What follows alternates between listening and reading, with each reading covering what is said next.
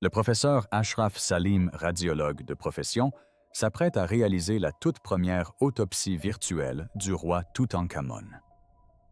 Et si un simple test ADN venait de bouleverser l'histoire de l'Égypte antique, le professeur Zink a extrait et analysé de l'ADN pour la première fois. Cet ADN nous offre la possibilité de découvrir avec certitude qui étaient les parents de Toutankhamon.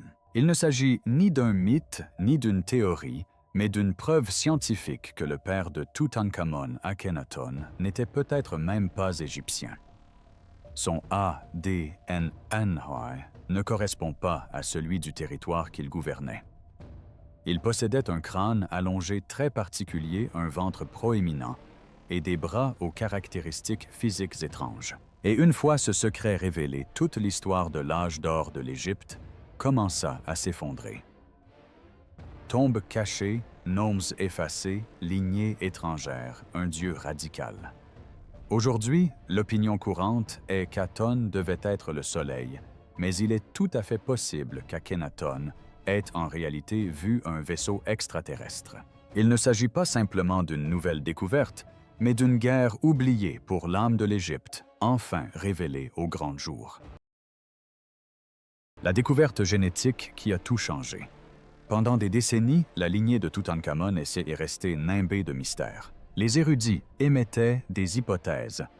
Les artistes sculptaient les guides touristiques, élaboraient des théories. Mais personne ne savait vraiment qui était son père, du moins pas avec certitude. Puis en 2010, une équipe de chercheurs égyptiens, dirigée par le docteur Zahi Hawass et appuyée par des généticiens suisses, a mené l'un des projets médico-légaux les plus novateurs en égyptologie. L'analyse de 11 momies royales par séquençage ADN de nouvelle génération a révélé une information surprenante. Le profil ADN de l'homme, présumé être Akhenaton, père de Toutankhamon, ne correspondait pas à celui attendu d'un pharaon égyptien de pure souche. Au lieu des haplogroupes nord-africains typiques, le chromosome XA d'Akhenaton appartenait à l'aplogroupe R1b, 1A2, une lignée aujourd'hui prédominante en Europe occidentale, notamment en Espagne, en France et au Royaume-Uni. Aujourd'hui, environ 70% des hommes britanniques sont porteurs de cet haplogroupe. En revanche, moins de 1% des hommes égyptiens modernes en sont porteurs. Cet écart a suscité l'inquiétude et transformé les théories initiales en véritable débat. Se pourrait-il que le père d'un des rois les plus emblématiques d'Égypte ait eu des racines génétiques plus proches des Européens préhistoriques que des anciens Égyptiens eux-mêmes? Aussitôt, les théories ont fusé. Certains y voyaient la preuve d'une infiltration étrangère au sommet du pouvoir égyptien, voire l'existence secrète d'une civilisation disparue ayant donné naissance aux dynasties égyptiennes. D'autres soulignaient que le haplogroupe R1b1a2 était probablement originaire du Caucase, renforçant l'hypothèse d'un lien entre Akhenaton et les migrations indo-européennes, voire l'ancienne famille royale du Mitanni, connue pour ses alliances matrimoniales avec l'élite égyptienne. La situation a pris une tournure encore plus étrange. Un groupe marginal de théoriciens a lié cette découverte à des lignées atlantes, croyant que les souverains égyptiens descendaient d'une civilisation maritime avancée disparue.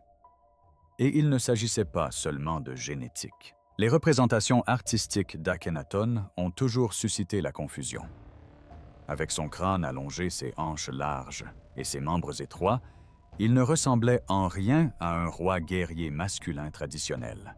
Certains égyptologues pensaient qu'il s'agissait d'art purement symbolique. Mais maintenant, compte tenu de son ADN étranger, certains ont commencé à s'interroger. L'œuvre tentait-elle de nous dire quelque chose de littéral, qu'il était différent physiquement et génétiquement? Quelles sont les origines d'Akhenaton? Est-il même né en Égypte? lorsque les scientifiques ont annoncé la signature génétique inhabituelle de la momie KV55, que l'on pense être celle d'Akhenaton. Tout a basculé concernant la 18e dynastie égyptienne. Maintenant que nous savons que son ADN ne correspond pas aux marqueurs génétiques typiques de l'Égypte antique, la question suivante se pose inévitablement. Akhenaton est-il vraiment né en Égypte? Pendant des siècles, Akhenaton a déconcerté les historiens. Ce pharaon a osé bouleverser des millénaires de traditions, remplaçant le riche panthéon égyptien par le culte d'un unique disque solaire, Aton. Mais il ne s'agissait pas seulement d'une rébellion théologique. C'était culturel, artistique et profondément personnel. Ses temples étaient grandes ouvertes au soleil. Ses statues le représentaient avec des traits doux, des membres allongés et un corps étrangement efféminé. Même ses enfants, y compris Toutankhamon, étaient souvent représentés avec des traits similaires. Les théories ont fusé. S'agissait-il du syndrome de Marfan, d'un choix artistique ou de quelque chose de plus intentionnel? Un indice pourtant évident. Aujourd'hui, l'analyse ADN révélant un haplogroupe étranger du chromosome. Les chercheurs réexaminent d'anciennes hypothèses controversées. Plusieurs études ont établi un lien entre Akhenaton et le Mitanni, un puissant royaume situé dans l'actuelle Syrie du Nord et le sud-est de la Turquie. Les souverains du Mitanni portaient des noms indo-ariens et nombre de leurs épouses royales furent envoyées en Égypte.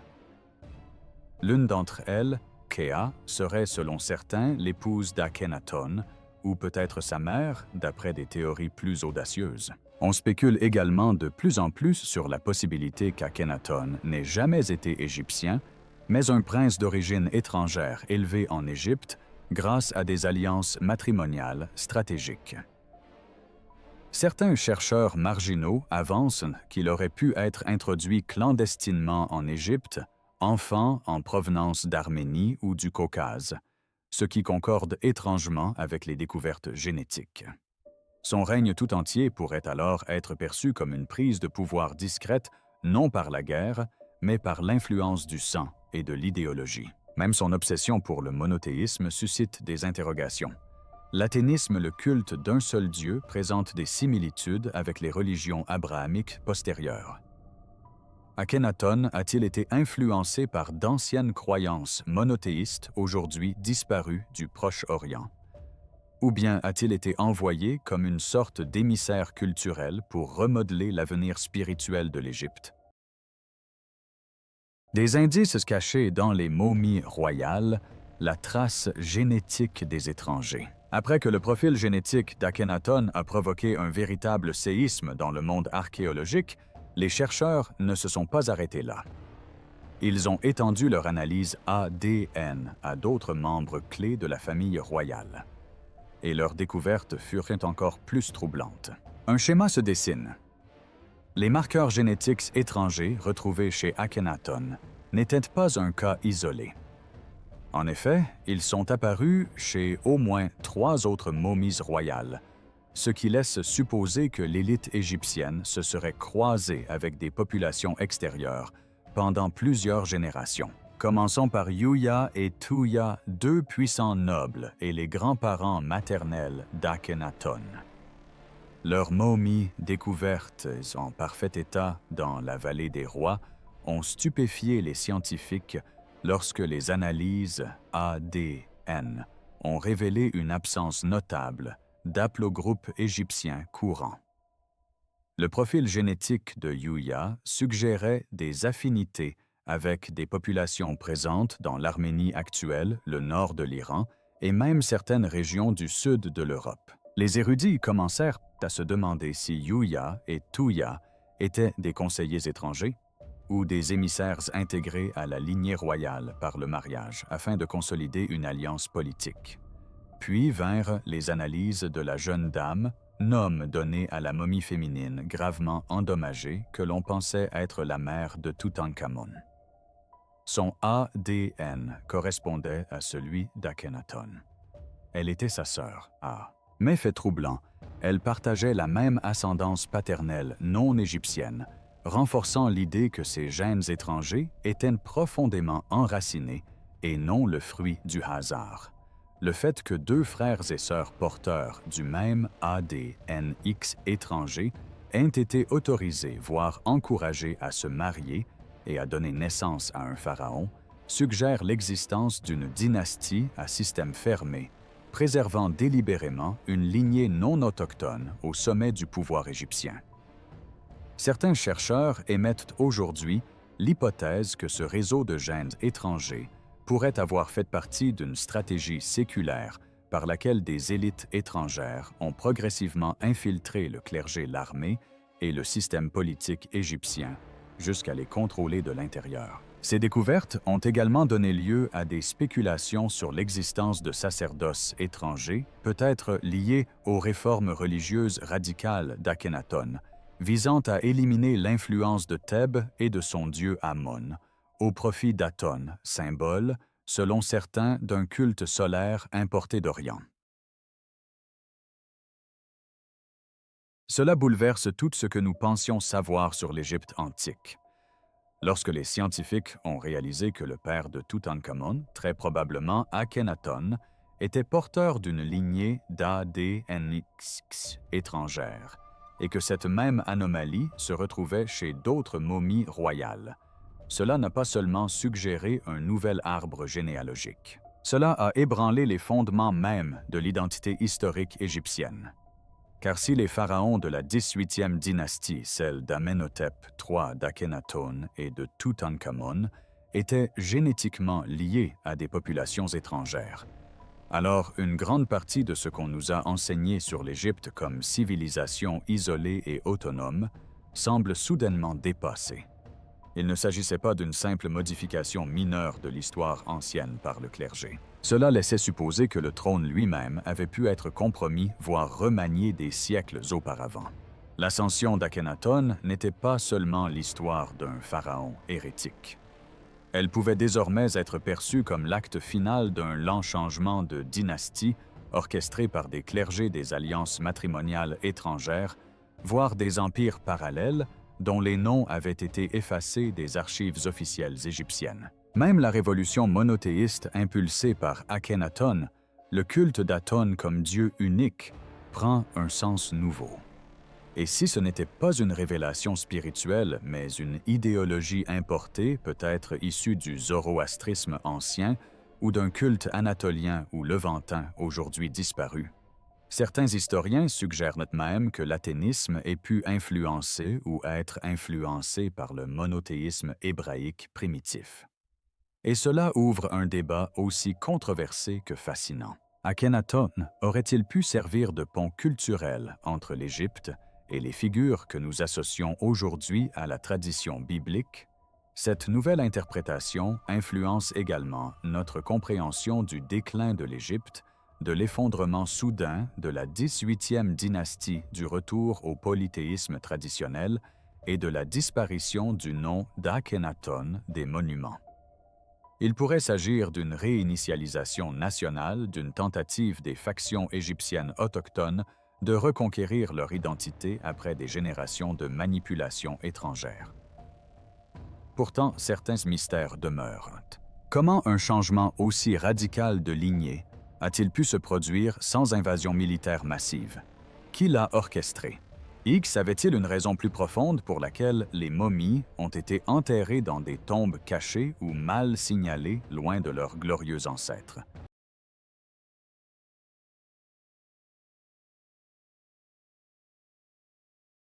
Les tombeaux interdits et les raisons pour lesquelles on a tenté d'enfouir la vérité. Si tous les indices étaient sous nos yeux, pourquoi a-t-il fallu plus de 3 ans pour comprendre que Toutankhamon n'était pas d'origine entièrement égyptienne? La réponse ne réside peut-être pas dans l'ADN, mais dans la manière dont ces souverains ont été inhumés et surtout dans la manière dont ils ne l'ont pas été. Contrairement aux pyramides imposantes ou aux temples funéraires grandioses construits pour les pharaons les plus vénérés d'Égypte, La dépouille d'Akhenaton a été dispersée, dissimulée et mal identifiée. Sa sépulture à Amarna a été profanée. Son nom a été effacé des inscriptions. Ses statues ont été brisées. La momie découverte dans la tombe, Kv55 longtemps considérée comme la sienne, fut placée dans un sarcophage disparate dépouillé de ses inscriptions royales. Même la plaque faciale en or avait disparu, acte symbolique d'effacement total selon les croyances de l'Égypte antique. Comme si quelqu'un cherchait désespérément à effacer toute trace de lui dans l'histoire. Mais pourquoi certaines pensent que le chaos qui a entouré ses funérailles n'était pas seulement une vengeance politique suite à sa rébellion religieuse? Il pourrait plutôt s'agir d'une dissimulation orchestrée, une tentative des grands prêtres ou des nouveaux dirigeants égyptiens d'étouffer la vérité sur ses origines.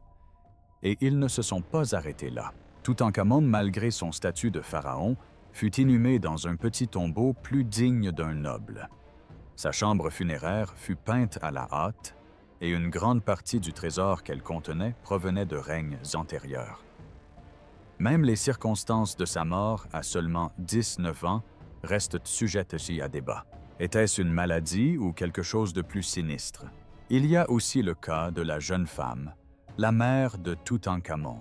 Son corps a été démembré après sa mort, son crâne brisé en fragments. Sa poitrine a été violemment déchirée. Certains égyptologues pensent qu'il s'agit de pilleurs de tombes. D'autres évoquent une profanation rituelle, un avertissement pour quiconque oserait protéger la lignée. Une nouvelle théorie émerge: les souverains égyptiens de l'après-Amarna ne se contentaient pas de rejeter la religion d'Akhenaton, ils détruisaient systématiquement la mémoire génétique d'une dynastie étrangère. Une dynastie qui s'est emparée du trône, a modifié la doctrine religieuse et a menacé l'identité égyptienne originelle. Si cela est vrai, alors ce que nous avons hérité dans les manuels scolaires modernes n'est pas l'histoire de l'Égypte, mais une version soigneusement reconstituée et remaniée par ceux qui ont repris le pouvoir. Les lettres d'Amarna, correspondance étrangère, révélant les alliances cachées de l'Égypte. Si l'ADN et les tombeaux dévoilent les secrets du sang, il existe d'autres archives enfouies qui exposent les secrets du pouvoir, les lettres d'Amarna. Découverte à la fin du XIXe siècle sur le site d'Akhenaton. L'ancienne capitale d'Akhenaton, l'actuelle Amarna. Ces tablettes d'argile constituent l'un des indices les plus importants, bien que souvent négligés, d'une influence étrangère considérable au cœur de l'Égypte antique. Rédigées en cunéiforme akkadienne et non en hiéroglyphes égyptiens.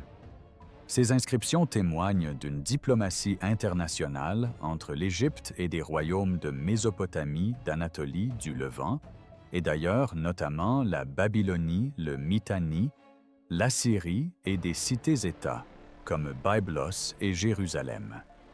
Mais c'est là que les choses deviennent étranges. Le ton de la correspondance révèle une Égypte désespérée qui ne dominait plus les puissances étrangères, mais négociait, suppliait, voire implorait un soutien politique, un tribut et des épouses royales. Dans une lettre, le roi du Mitanni propose sa fille en mariage à la famille royale égyptienne. Dans une autre, un souverain vassal de Canaan implore des renforts militaires, affirmant que sa ville est engloutie par ses ennemis et accusant l'Égypte d'abandonner ses territoires d'outre-mer. Le nombre considérable de ces lettres et le fait qu'elles aient été retrouvées toutes au même endroit suggèrent que sous Akhenaton, l'empire égyptien jadis redouté dépendait de plus en plus de la diplomatie et des alliances matrimoniales stratégiques plutôt que de la force divine ou des conquêtes militaires. Et voici le plus surprenant, les lettres s'interrompent brusquement. Aucun document ne subsiste après le règne d'Akhenaton. C'est comme si sa chute brutale avait effacé non seulement sa religion, mais aussi tout le système de communication extérieur de l'Égypte. Cela concorde parfaitement avec les données génétiques, une dynastie imprégnée d'ADN étranger, entretenant des alliances internationales par le biais de la lignée royale. et important peut-être non seulement des épouses, mais aussi des idéologies politiques, des langues, voire des croyances religieuses. L'Égypte de l'époque d'Amarna n'était pas le royaume isolé que l'on imagine. Elle était au cœur d'un vaste et fragile réseau d'influence, et Akhenaton en était le pivot tel une araignée venue d'un autre monde. Ce réseau de puissances étrangères aurait-il pu soutenir le règne radical d'Akhenaton avant de disparaître avec lui lors du soulèvement du clergé local? Ces lettres constituent-elles la trace écrite d'une prise de pouvoir amorcée par des mariages et achevée par un effondrement religieux? Partagez vos réflexions ci-dessous et n'oubliez pas de vous abonner et de cliquer sur la carte à l'écran. Le mystère des crânes allongés. Akhenaton cachait-il une lignée perdue, l'un des héritages les plus étranges et visuellement déconcertants du règne d'Akhenaton, réside dans la manière dont lui, son épouse Néfertiti et leurs enfants étaient représentés sur les statues et les sculptures crânes allongés, front fuyant, visages étroits, hanches larges et ventre distendu. Pendant des années, les égyptologues ont attribué ces traits à un art stylisé ou à une représentation symbolique d'un statut divin. Mais, à la lumière des analyses AADN effectuées sur des spécimens étrangers, une possibilité plus inquiétante se dessine. Et si ces représentations étaient exactes? Des scanners récents de la momie KV55, que l'on pense être celle d'Akhenaton, ont révélé un crâne légèrement allongé. Une particularité certes non extrême, mais suffisante pour susciter des interrogations, notamment au regard des représentations artistiques de sa famille. Par ailleurs, le crâne de Toutankhamon présentait également des caractéristiques crâniennes inhabituelles, dont un os occipital proéminent situé à l'arrière du crâne, ce qui, selon certains, pourrait être héréditaire. Cela a conduit les chercheurs à réexaminer d'anciennes théories sur la déformation crânienne, une pratique répandue dans de nombreuses cultures anciennes, des Paracas du Pérou aux Huns d'Asie centrale, où les crânes des nourrissons de l'élite étaient intentionnellement bandés pour les allonger. Or, il n'existe aucune preuve archéologique de cette pratique de bandage crânien dans l'Égypte de la XVIIIe dynastie. Ce qui signifie que ces crânes royaux avaient peut-être cette forme naturellement. D'où provient donc ce trait caractéristique? Certains chercheurs ont commencé à explorer des liens génétiques avec les populations du Caucase et d'Anatolie, où l'on observe parfois des caractéristiques crâniennes similaires. D'autres vont plus loin, émettant l'hypothèse que cette lignée pourrait remonter à une population encore plus ancienne, aujourd'hui disparue antérieure à l'Égypte dynastique et ayant transmis des traits physiques uniques qui ont refait surface durant la période d'Amarna. Enfin, il existe des théories marginales, mais étrangement persistantes, selon lesquelles Akhenaton était une sorte d'hybride descendant, soit d'une race pré-égyptienne d'êtres évolués, soit appartenant à une lignée secrète préservée à travers les régions et les siècles. Bien qu'aucune preuve ne vienne étayer les théories extraterrestres, les anomalies génétiques et physiques alimentent ces interrogations, d'autant plus que de plus en plus de momies sont scannées et analysées. Un des aspects les plus troublants est sans doute l'art funéraire d'Amarna, qui représente la famille royale avec des disques solaires lumineux planant au-dessus de leur tête, les touchant souvent par des rayons en forme de main. Pour les observateurs de l'Antiquité, cela pouvait symboliser une bénédiction divine. Mais à l'époque moderne, cela soulève une question plus troublante. Vénéraient-ils un dieu soleil ou se souvenaient-ils de quelque chose qu'ils avaient réellement vu? L'histoire de l'Exode aurait-elle pu être inspirée par la chute d'Akhenaton?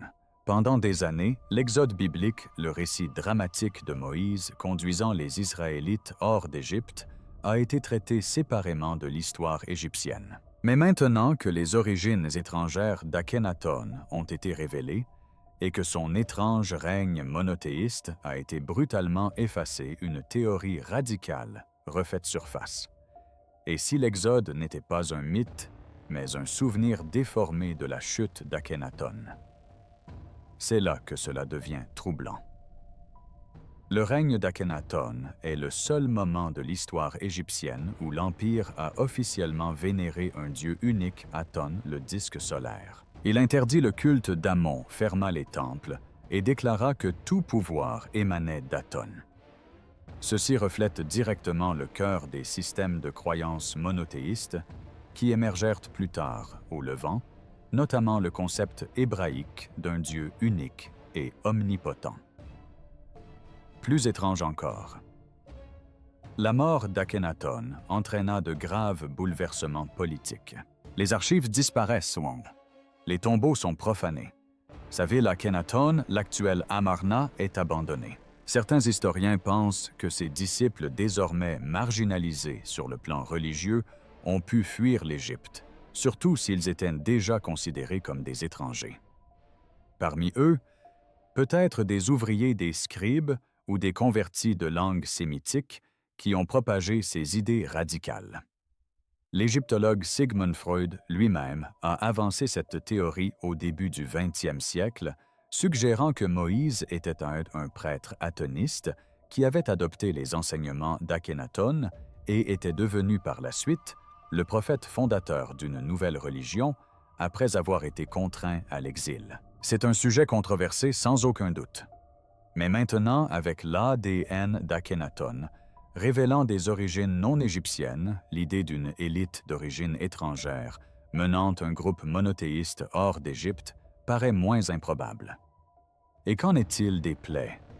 Le livre de l'Exode décrit des plaies, les ténèbres, l'eau changée en sang, symboles souvent interprétés comme des catastrophes naturelles ou un châtiment divin. Certains chercheurs ont établi un lien entre ces événements et l'éruption volcanique de Terra à Santorin vers 1600 avant notre ère, qui aurait provoqué des catastrophes environnementales.